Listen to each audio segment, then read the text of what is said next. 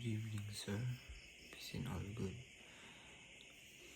Examine the interaction between the nation-state and civil society, differentiating between local and global civil society.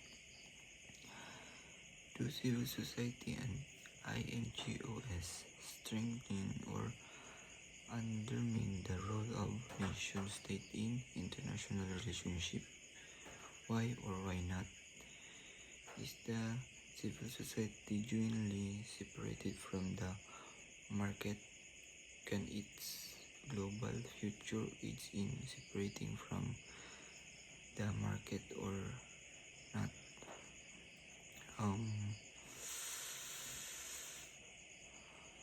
Civil society interacts with nation-state by advocating for rights, providing service, and promoting accountability.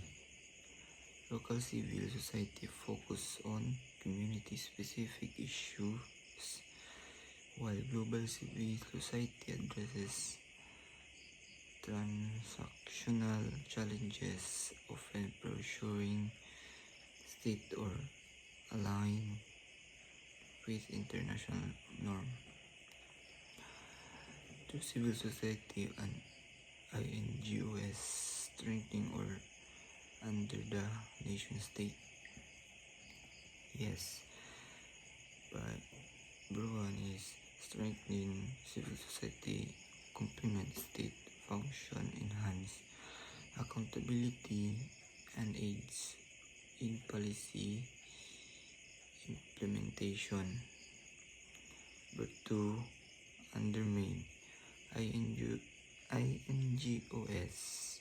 can challenge severity, mobilize opportunity, and bypass state intervention, weakening state authority.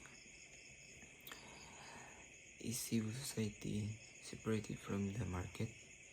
Yes, civil society is, civil society is not fully independent from the market. It relies on market-based funding and partnership, and global civil society can both reduce and reinforce market influence through its international network and donor dependers. In conclusion, civil society and INGOs both support and challenge nation-states with their global reaching, complementing the separation from market forcing while influence governments at local and international levels.